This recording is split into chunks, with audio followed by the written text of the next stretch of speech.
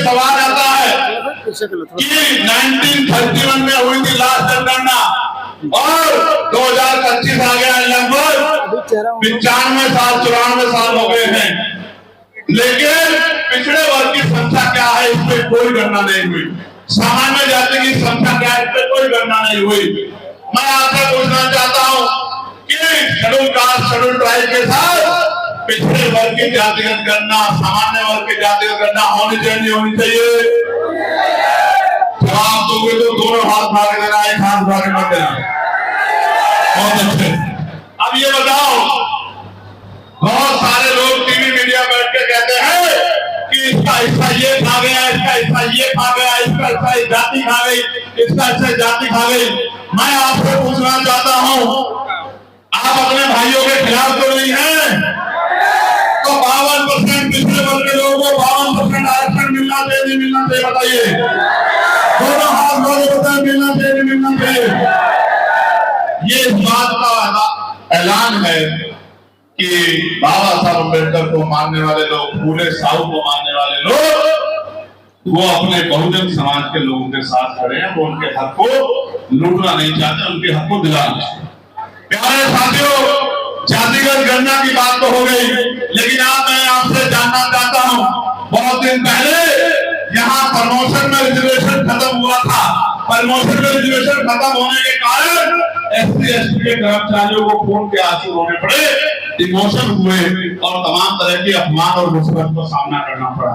सम्मानित साथियों, एक हमारे ही बहुजन समाज का दल है, अगर दुश्मन ये करता तो हम दुश्मन से सीना तान के लड़ते, लेकिन ये पीठ में छोड़ा हमारे अपने बहुजन समाज के लोगों ने भोगा था कि पार्लियामेंट में, लोकसभा के अंदर प्रमोशन में रिजर्वेशन का बिल भरवाने का काम किया गया था।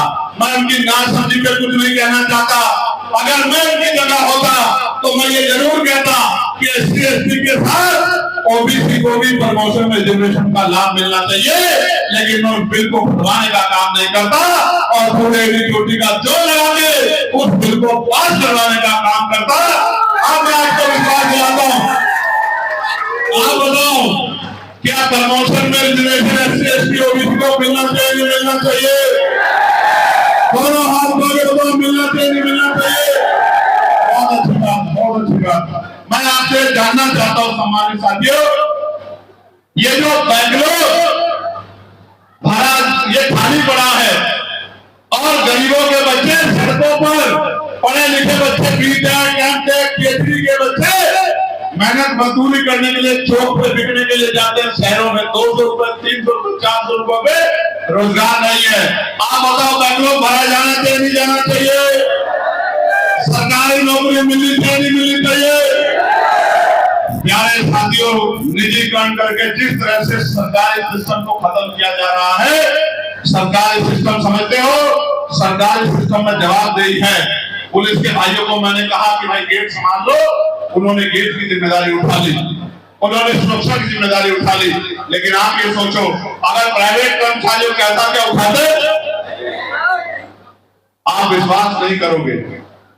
हालांकि पुलिस के साथियों से कई बार, क्योंकि पुलिस सरकार के अधीन है, उत्तर प्रदेश में पुलिस उत्तर प्रदेश सरकार के अधीन है, कई बार ऐसी घटनाएं होती है कि पुलिस के साथियों से नाराजगी होती है। लेकिन मैं आपको सच कह रहा हूं, जब आप जाओगे तो नीचे देखना, आपका कपड़ा पहना हुआ पतला है, उनका कपड़ा पहना हुआ वर्दी का मोटा है।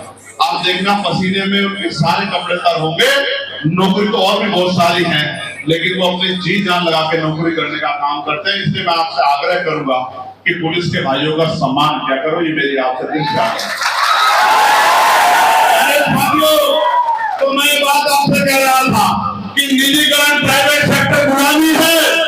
गुलामी कैसे? आप प्राइवेट कंपनी में काम करते हो, आपकी माँ बीमार है, बहन बीमार है, भाई बीमार है, बहन की शादी है, भाई की शादी है, आपके पिता बीमार है, आप छुट्टी जाते हो, आप कहोगे सब छुट्टी दे दो, कहेगा परमानेंट छुट्टी ले जा, बहुत मेहनत मेरे भाई। आप कहोगे इंक्रीमेंट बढ़ा कर दो सर, सैलरी बढ़ा दो, नहीं चला जा। आप कहोगे कि सर डेलीगेशन बढ़ा दो, बोले नहीं चला जा। सरकारी सिस्टम में प्रमोशन है, नौकरी में छुट्टी की गारंटी है, मेडिकल लीव है, इसलिए कि SC ST OBC के लोगों को रिजर्वेशन ना देना पड़े, 2 अप्रैल 2018 के बाद तभी की सरकार ने निजीकरण कर करके आरक्षण खत्म करने का काम किया है। मैं आपको पूछना चाहता हूं, क्या जितने डिपार्टमेंट का निजीकरण किया गया है इसका राष्ट्रीयकरण होना चाहिए, होना चाहिए, होना चाहिए, नहीं होना चाहिए? और आपको याद होगा 2% सरकारी नौकरियां हैं, 98% प्राइवेट सेक्टर है। अगर पार्लियामेंट में प्राइवेट सेक्टर में आरक्षण की मांग का बिल कोई लेके आया था तो वो भी आपका भाई चंद्रशेखर आजाद ही लेके आया था। उसके बाद तो तमाम नेता जो है बात करने लगे हैं। अगर पहली बार SC ST OBC को निजी क्षेत्रों में आरक्षण मिले इसकी मांग को लेके आया था, इसका बिल को लेके आया था, तो आप चेक करवा लेना रिकॉर्ड, पार्लियामेंट में आपका अपना सांसद चंद्रशेखर आजाद लेके आया था। बाकी लोगों ने बैठ के तमाशा। प्यारे साथियों, एक और बहुत बड़ी समस्या हमारे आसपास घूम रही है और वो सवाल मेरा आपसे है, मैं आपसे जानना चाहता हूं। जनता की मांग है कि चुनाव EVM से नहीं बैलेट पेपर से होना चाहिए। मैं आपसे पूछना चाहता हूं, आप अगर बैलेट पेपर के समर्थन में हैं तो जब मैं बैलेट पेपर कहूं तो दोनों हाथ उठा लेना, और जब मैं EVM कहूं तो अगर आप समर्थन में नहीं तो हाथ नीचे कर लेना। जबकि मैं तो EVM से जीता हूं, लेकिन आप नहीं जानते 1.25 महीना रखवाली करवा के वेयर हाउस की तब जीता हूं और सारी फॉर्मेलिटियां पूरी करके फॉर्म 17C लेके और एक जानकारी जुटा के जीता हूं। क्योंकि माननीय काशीराम साहब कहते थे कि बैलेट के साथ साथ बुलेट की तैयारी में अपने अपने अधिकार को लूटने नहीं देना, अपने अधिकार को। तो आप ये बताओ, आप खाते EVM से चुनाव हो? गलत फहमी मत करो, इसी तरह चल रहा है देश में। अगर EVM से चुनाव चाहते हो तो हाथ खड़े करो।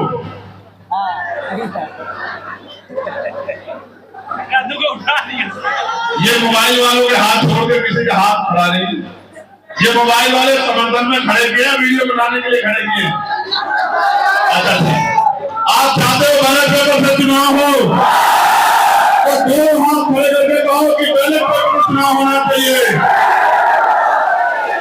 मैं मीडिया के माध्यम से कहूंगा कि वो दिखाएं देश की सरकारों को कि जनता क्या चाहती है। लोकतंत्र का मतलब होता है जनता का शासन। चुनाव हो और सरकार कह रही है कि EVM से चुनाव हो। EVM इलेक्ट्रॉनिक वोटिंग मशीन है और जो भी चीज इलेक्ट्रॉनिक है उसमें किसी भी तरह के घपले घोटाले की संभावनाएं हैं। प्यारे साथियों, एक बहुत महत्वपूर्ण बात यह है, जिस तरह से कमजोर वर्गों पे जुर्म जाते अत्याचार किया जा रहा है, किसी का घर तोड़ा जा रहा है, किसी घर में बुलडोजर चलाया जा रहा है, किसी को मारा जा रहा है, किसी को मार के लटकाया जा रहा है, किसी को पीटा जा रहा है, किसी की जमीन छीनी जा रही है। आप चाहते हो जुर्म जाति बंद होनी चाहिए, होनी चाहिए? दोनों हाथ मारे बता, होनी चाहिए, होनी चाहिए? जो जुर्म जाति कर रहे हैं उन पर सख्त कार्रवाई होनी चाहिए, होनी चाहिए? बहुत बहुत धन्यवाद। लेकिन आप सुनो, सख्त कार्रवाई कराएगा अच्छा, मीडिया भी नीले की साफे में। अच्छा, तो ये जुर्म जाति तो तभी रुकेगी जब इस निरंकुश सत्ता को आप पलट के और अपने लोगों को कुर्सी पर बिठाएं। प्यारे साथियों, मैं तो देश भर में घूमता हूं। अभी आपको याद होगा मैं प्रयागराज आया, याद है नहीं याद है? कौशाम्बी में हमारे पाल समाज की बेटी के साथ जो अन्याय हुआ, उसके परिवार ने मुझसे कहा कि आपको आना चाहिए।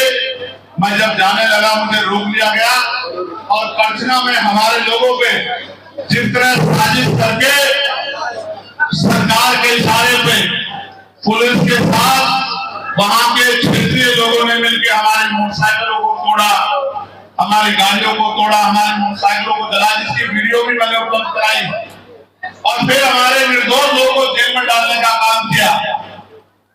और फिर मुझे बड़ी तकलीफ के साथ कहना पड़ेगा, मैं इस दर्द को भूलूंगा नहीं कि जिस तरह से मेरे भाइयों के कान पकड़वा के पूरे बहुजन समाज को अपमानित करने का काम थाने में किया गया, इस दर्द को हम लोग भूलेंगे नहीं। समय आने दीजिए, सोच समय इसका एहसास किया जाएगा। बाबा साहब अम्बेडकर ने कहा था, आदमी भूखा रह सकता है लेकिन अफगानी भूखे नहीं रह सकता। जिन भाइयों के मन में इच्छा थी कि मेरा हमारा भाई चल के आएगा, हमारी लड़ाई लड़ेगा, उनको साजिश करके जेल में भेजने का काम किया। लेकिन हालांकि आप जानते हो कि हमने सुप्रीम कोर्ट से लेके हाई कोर्ट और डिस्ट्रिक्ट कोर्ट के जजों का 25 लोगों का पैनल बुला के और हमारे नेताओं ने घर घर जाके लोगों को ये विश्वास दिलाने का काम किया। हमारी पूरी टीम लगी हुई है कि हम एक भी आदमी को बहुत दिनों तक जेल में नहीं रहने देंगे। सब लोगों को जेल से बाहर निकाल के लेकर आएंगे, उनके घरों तक पहुंचाने का काम करेंगे और उनका एक पैसा खर्च नहीं होने देंगे। इसकी जिम्मेदारी आजाद समाज पार्टी का श्री राम जी मालवी होगा। प्यारे साथियों, देश में क्या चल रहा है ये तो अलग बात है, लेकिन कुछ आवश्यक बात मैं आपको बताना चाहता हूं। मीडिया के साथी भी मौजूद हैं। बलिया जिले के नरई थाना क्षेत्र में एक दर्दनाक घटना सामने आई, जहां 12 साल की दलित समाज की बच्ची को रेप करके उसको फांसी पे लटका दिया गया। जब ये घटनाएं सुनता हूं तो मुझे बड़ी अंदर तक पीड़ा होती है, लेकिन मेरे भाइयों अभी मेरे हाथ में वो ताकत नहीं है कि मेरे हाथ में भी वो ताकत नहीं है कि मैं जिन अपराधियों ने किया उन अपराधियों को उनके अपराध की सख्त सजा दिला सकूं, ये मेरे हाथ में नहीं। उनको उनकी सही जगह पहुंचा सकूं, ये ताकत मेरे हाथ में नहीं। लेकिन मैं ये भी बताना चाहता हूं कि उत्तर प्रदेश की कानून व्यवस्था का यह हाल है जहां 12 साल की बच्चियां भी सेफ नहीं है और मुख्यमंत्री बड़े बड़े वादे करते हैं, मंचों पे बड़े बड़े भाषण देते हैं। अभी यहाँ बाराबंकी में आपने सुना होगा, एक शेड्यूल कास्ट का बच्चा जो अपने परिवार के साथ गया था जल चढ़ाने के लिए, मंदिर में उसको किस तरह पीटा गया, ये भी आपने वीडियो जो है कल से आपने सोशल मीडिया के माध्यम से देखा होगा। आपने देखा होगा इटावा में व्यासपीठ पे बैठने पर, भागवत कथा कहने पर किस तरह यादव समाज के लोगों की चोटी काटी गई। उनको मूत्र से क्या किया, शुद्धिकरण किया गया। और ये सिर्फ यादव समाज के लोगों के साथ नहीं हुआ, ये साहू समाज के लोगों के साथ भी हुआ, ये कुर्मी समाज के लोगों के साथ भी हुआ, ये और भी लोधी समाज के कथावाचकों के साथ भी हुआ। मध्य प्रदेश में मैंने अपनी आंखों से देखा है, क्योंकि मैं तो तमाम जगह लड़ाई लड़ता हूं। लेकिन प्यारे साथियों, आप ये भूल सकते हो कि आप शुद्ध नहीं हो, लेकिन इस देश की व्यवस्था ये नहीं जान भूलती कि देश का SC ST OBC शूद्र है, हकवंचित समाज है। आप अपने आप को अपने भाइयों से ऊंचा नीचा समझ सकते हो और उनके साथ ही लड़ सकते हो, उनके अधिकारों को लुटवा सकते हो, लेकिन व्यवस्था आज भी इस बात के साथ खड़ी है कि अगर कोई पिछड़े समाज का व्यक्ति व्यासपीठ में बैठ जाएगा तो उसकी चोटियां काट के उसको उसका मूत्र विसर्जन से उसका शुद्धिकरण होना चाहिए। ये बात आपके लिए एक आईना है कि आपको समझ आए कि आपको आपका अपना कौन है और आपका पराया कौन है, आपको किसके साथ रहना चाहिए और किन कर्मों को करना चाहिए। आपके लिए बहुत बड़ा उदाहरण है। प्यारे साथियों, मैं आपसे ये भी जिक्र करूंगा कि उत्तर प्रदेश में स्कूल का मर्जीकरण चल रहा। जैसे आपको याद होगा, प्रधानमंत्री जी ने कहा कि भाई जो अमीर लोग हैं वो गैस की सब्सिडी को छोड़ दे, जिससे गरीबों को गैस की सुविधा मिल जाए। इसी तरह से स्कूलों का मर्जीकरण किया जा रहा है। ये शिक्षा के अधिकार पे हमला, ये बाबा साहब अम्बेडकर के विचार पे हमला है। बाबा साहब अम्बेडकर का अपमान तभी नहीं होता जब उनकी मूर्ति तोड़ दी जाती है, उनके बारे में अपशब्द कहे जाते हैं। जब बाबा साहब अम्बेडकर के द्वारा बनाए गए संविधान के, उनके लक्ष्य के, उनके उद्देश्य के, उनके विचारों पर जब हमला होता है, तो संविधान का वोलेशन होता है, तो ये ये भी बाबा साहब के ऊपर हमला होता है। बाबा साहब ने तो पहले लाइन से कहा शिक्षित बनो। आप मुझे बताओ, सरकारी स्कूल में किसके बच्चे पढ़ते हैं? हमारे। अमीरों के, गरीबों के? तो गरीबों के बच्चे जहां पढ़ते हैं उन स्कूलों को बंद कर रहे हो। अमीर तो अपने बच्चों को प्राइवेट स्कूल में पढ़ा लेंगे, लेकिन गरीब अपने बच्चों को कहां पढ़ाएंगे? 3 किलोमीटर 4 किलोमीटर गरीब अपना बच्चा लेके नहीं जा पाएगा, और जब गरीब का बच्चा पढ़ेगा नहीं तो आगे कैसे पढ़ेगा? आप पुनः मनुस्मृति लागू करना चाहते हैं, मैं आपको कुछ आंकड़े बताता हूं। आप महसूस करके देखो, टीचर विरोध कर रहे हैं, बच्चे विरोध कर रहे हैं, सरकार को फर्क नहीं पड़ रहा। लखनऊ ग्रामीण में 383 स्कूल मर्जर यानी बंद किए गए हैं। 14,248 बच्चों का भविष्य प्रभावित हुआ। मीडिया के साथ सुन लेना, 3,383 स्कूल मर्जर किए गए, 14,248 बच्चों का भविष्य प्रभावित हुआ है। उसके बाद भांग के 48 ठेके खोले गए हैं, देसी शराब के 572 ठेके खोले गए हैं, कंपोजिट शॉप 400 खोली गई है और मॉडल शॉप 56 खोली गई है। 1071 शराब की और नशे की दुकानें खोली गई हैं और 383 स्कूल बंद किए गए हैं। उन्नाव का आंकड़े भी सुन लो, उन्नाव में 336 स्कूल बंद किए गए हैं। 7,712 बच्चों का भविष्य प्रभावित हुआ है और भांग के 20 ठेके खोले गए हैं, देसी शराब के 369 ठेके खोले गए हैं, कंपोजिट शॉप 142 खोली गई है और मॉडल शॉप 7 खोली गई है। टोटल 578 नशे की दुकानें खोली गई। आप मुझे बताओ, आप चेक करा के देख लेना, एक भी नशे की दुकान बिजनेसमैन, पैसे वालों, पूंजीपतियों के मोहल्ले में, बस्तियों में नहीं होंगी। ये सारी नशे की दुकान गरीबों की बस्तियों में होंगी। तो गरीब का बच्चा स्कूल में ना पढ़े, गरीब का बच्चा इस नशे की आड़ में आके और इतना मानसिक शारीरिक रूप से कमजोर हो जाए कि वो अपने और अपने समाज, अपने परिवार का ख्याल न रख पाए। आप ये सोचो, ये शराब की दुकानें, नशे की दुकानें खोलने की मांग तो कोई नहीं कर रहा है, स्कूल को बचाने की मांग सब कर रहे हैं, लेकिन स्कूल बंद किए जा रहे हैं और नशे की दुकानें खोली जा रही हैं। क्या नशे की दुकानों को बढ़ावा देने वाली सरकार गरीबों की हितैषी हो सकती है? क्या किसानों की आमदनी दुगनी करने वाली सरकार? सबसे ज्यादा किसानों ने सुसाइड अगर किया है तो इसी सरकार के कार्यकाल में किया है, उत्तर प्रदेश की सरकार के कार्यकाल में किया है। अगर डीएपी पे उसकी जो है उसका वजन कम हुआ है, दाम बढ़े हैं, सब्सिडी कम हुई है, सरकार के उसमें लाइन लगी है, लोगों की जान गई, सरकार में हुई है। यूरिया में अगर दाम बढ़े हैं, वजन कम हुआ है, लाइन लगी है, 4 बजे से लाइन लगी है और अब तो आधार कार्ड के लिए भी सुबह 4-4 बजे से जो है संशोधन की लाइन लगती है। ये लाइन में लगाने वाली सरकार है।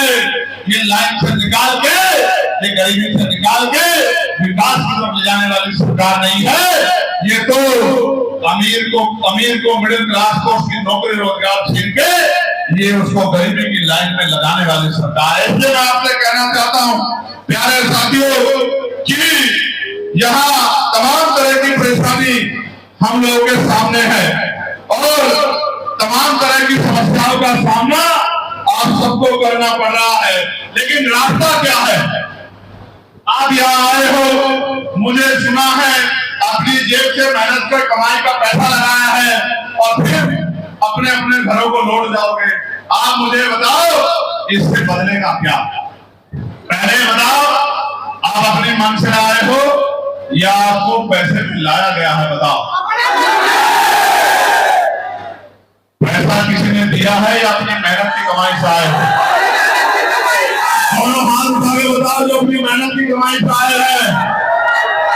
बहुत अच्छे, तो आप मेरी बात पर गौर करो मेरे भाइयों। कौन तय करता है? हॉस्पिटल कहाँ बनेगी कौन तय करता है? यूनिवर्सिटी कहाँ बनेगी कौन तय करता है? एयरपोर्ट कहाँ बनेंगे कौन तय करता है? मेडिकल कॉलेज कहाँ बनेंगे कौन तय करता है? इंडस्ट्रियल एरिया कहाँ रहेगा कौन तय करता है? पेट्रोल के दाम कौन तय करता है? डीजल के दाम कौन तय करता है? बैकलॉग भरने का काम किसका है? निजीकरण रोकने का काम किसका है? नई नौकरी देने का काम किसका है? जिसके पास जमीन ही जमीन देने का काम किसका है? महिलाओं को रोजगार देने का काम किसका है? जिनके आप घर नहीं उनको घर देने का काम किसका है? न्याय दिलाने का काम किसका है? किस क्षेत्र में सड़क बनेगी, नाली बनेगी, बिजली के लिए पावर हाउस बनेंगे, बिजली के दाम क्या होंगे, पानी के दाम क्या होंगे, ये कौन तय करता है? अच्छी एजुकेशन मिलेगी उसकी कीमत क्या होगी कौन तय करता है? अच्छा इलाज मिलेगा उसकी कीमत क्या होगी कौन तय करता है? डॉक्टर होंगे नहीं होंगे कौन तय करता है? दवाइयां मिलेंगी मिलेगी कौन तय करता है? किसानों की फसल को उनका दाम मिलेगा नहीं मिलेगा कौन तय करता है? नौजवानों को बेरोजगारी भत्ता मिलेगा नहीं मिलेगा कौन तय करता है? सब कुछ सरकार तय करती है और लोकतंत्र में जनता सरकार चुनती है। कुर्सी पे योगी आदित्यनाथ जी बैठे रहेंगे तो आपके बच्चों का भविष्य कैसे बदल जाएगा आप मुझे बताएं। देखो एक बात यहां से आई है कि सरकार की मानसिकता ठीक नहीं है, मैं इस बात से सहमत नहीं। जो सरकार उत्तर प्रदेश में है उस सरकार के पीछे विचार है और जिस आंदोलन को हम लोग चला रहे हैं उसके पीछे भी एक विचार है। उस सरकार के पीछे विचार है कि पूंजीपतियों को आगे बढ़ाना है, देश में पुनः मनुस्मृति का राज लाना। उसके पीछे विचार है कि सारी इकोनॉमी को चंद लोगों को लाके छोड़ना है और बाकी सब लोगों को लेबर क्लास बनाना है। और हमारे पास का विचार है कि हर व्यक्ति को स्वाभिमान सम्मान का जीवन दिलाना है, हर व्यक्ति को इज्जत का जीवन दिलाना है, सबके लिए शिक्षा आसान बनानी है, सबके लिए अस्पताल आसान बनाने हैं, सबके लिए रोजगार घरों तक पहुंचाने हैं, सबका शांता बंधुत्व भाईचारे का मानवता का राज स्थापित करना है। वो अपने विचार पे काम कर रहे हैं और हम अपने विचार पे काम कर रहे हैं। जब कुर्सी पे वो बैठेंगे तो उनका विचार आगे बढ़ेगा और जब कुर्सी पे आप लोग बैठोगे तो आपका विचार आगे बढ़ेगा। इसलिए मैं आपको पूछना चाहता हूँ, आप इतनी बड़ी संख्या में यहाँ आए हो, अगर यहाँ से जाके मेरी बात पे पहरा नहीं दोगे, काम नहीं करोगे तो फिर बताओ कि आगे का रास्ता आसान कैसे हो पाएगा। मैं आपसे कुछ मांगना चाहता हूँ, बताओ मानो क्या?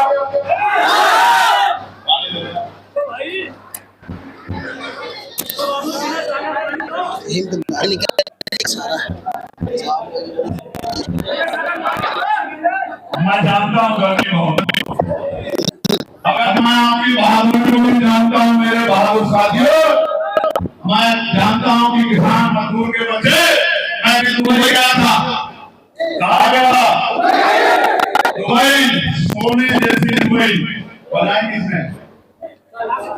35 लाख भारतीय मजदूर है वहां, कहते 35 लाख 45-50 डिग्री टेम्परेचर में गर्म हवा लू से भी खतरनाक, और भारत का मजदूर अपने खून पसीने से बड़ी बड़ी बिल्डिंग बनाता है। मैं आपको कहना नहीं चाहता था तो यहाँ के लोग मुझे वहां मिले, गोरखपुर के लोग वहां मुझे मिले, गाजीपुर के लोग वहां मुझे मिले, मऊ के लोग वहां मुझे मिले, बिहार के लोग वहां मुझे मिले।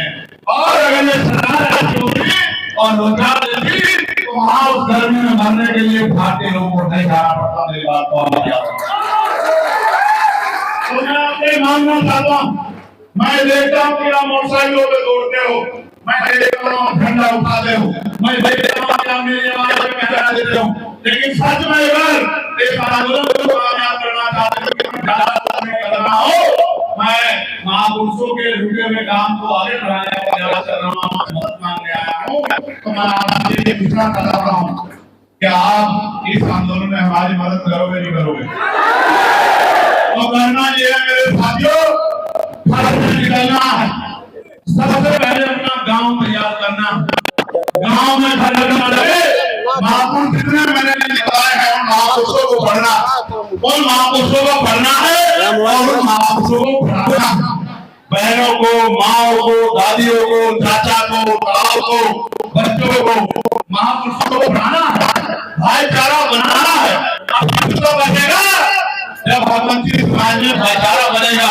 छोटी छोटी स्वार्थों को, लड़ाइयों को भी हटाना है और अपनी मुट्ठी को ताकतवर बनाना है।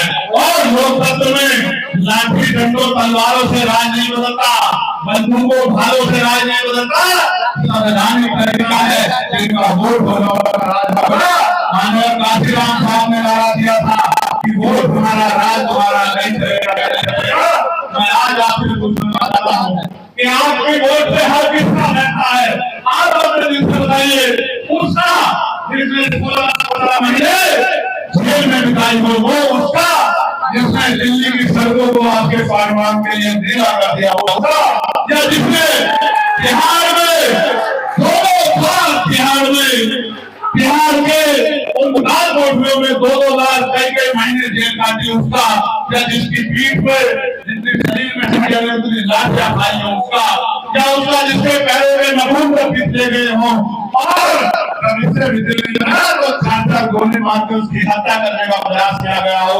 आप अपने मुख से बताओ कि आज यहाँ आंदोलन कौन चला रहा है और समाज को पूरा कौन दे रहा है? आपकी आंखें खुली हुई है। अगर आपको लगता है कि मेरे काम में कोई कमी है तो बिल्कुल मेरा साथ ना दो, आजाद समाज पार्टी का साथ ना दो। और अगर आपको लगता है कि जहाँ न्याय होता है पुलिस से पहले भी नागरिक का जवान की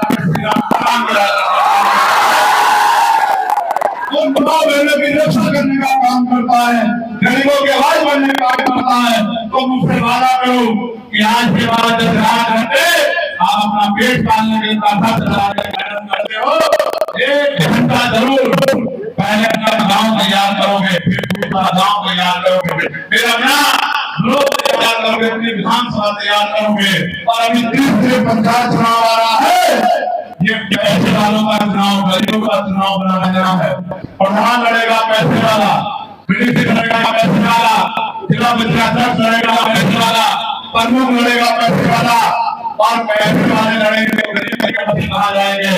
मैं तो आपके पास उदाहरण हूँ, पसीने के नोट जिनमें वजन बढ़ गया है, इनकी मोटाई बढ़ गई है, उन नोटों से 1-1 पैसा जोड़ के आपने मुझे संसद में भेजा है।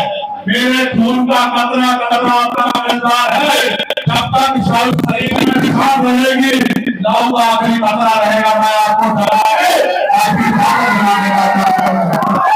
मैं आपसे पूछना चाहता हूँ, ये आजमगढ़ मंडल के लोग, आप मुझे बताओ क्या इस लड़ाई में मदद करोगे नहीं करोगे? आप बताओ, और हाथ भागे बताओ। पैसे वाले ही देखो, बाबा साहब ने क्या कहा, आज मैंने रानी का पेट चीर दिया है, राजा बैलेंस बॉक्स से तैयार होगा। आप ये बताओ, अगर पैसे वाले लोग कुर्सी में बैठेंगे तो ये गरीब के पढ़े लिखे बच्चे कहाँ जाएंगे? जिनके दिल में काम करने का जज्बा, उसके दिल में दर्द है, जो मिट तो सकते हैं, छू नहीं सकते। आप बताओ, ये क्या बीमा के लोग तनख्वाह मिलती है क्या? तो फिर ये क्यों अपनी खुशियां लड़ाते हैं? क्यों जेल में रह रहे हैं? भाई क्यों लड़ रहे हैं? क्योंकि वो उनका ये मानना है कि अन्याय करने वाले से अन्याय करने वाला क्या होगा, न्याय करने वाला भाई है, वो तो जेल से बाहर आ जाएंगे, लेकिन जो मानसिक बुलाते हैं जेल में आप लोगों को इससे बाहर आओगे। बताओ, मेहनत करोगे नहीं करोगे? निकल के कहाँ करोगे नहीं करोगे? करोगे नहीं करोगे? काम करोगे नहीं करोगे? गांव को अपने बूथ को अपने ब्लॉक को अपनी विधानसभा में तैयार करोगे नहीं करोगे? जोर से बताओ, जोर से बताओ।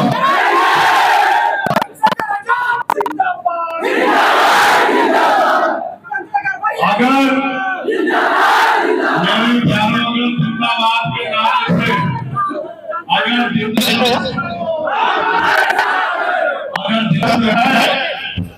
जिनके लोग मजबूत होंगे, जिनके लोगों में त्याग होगा, जिनके लोगों में समर्पण होगा, जिनके लोगों में संघर्ष का जज्बा होगा, वही राजकाज करेंगे। इसलिए आपको कह रहा हूँ, मदद करा, घबराओ। अगर बाबा साहब अम्बेडकर डर जाते और अपने 66 बच्चों के बारे में सोचते तो क्या आज अगर काशीराम साहब अपने परिवार के बारे में सोचते, अपने बारे में सोचते, तो क्या आज आप लोग यहाँ बैठे? तो फिर इसलिए आप अगर घर बैठ जाओगे तो कैसे आंदोलन आगे बढ़ेगा? बढ़ेगा क्या?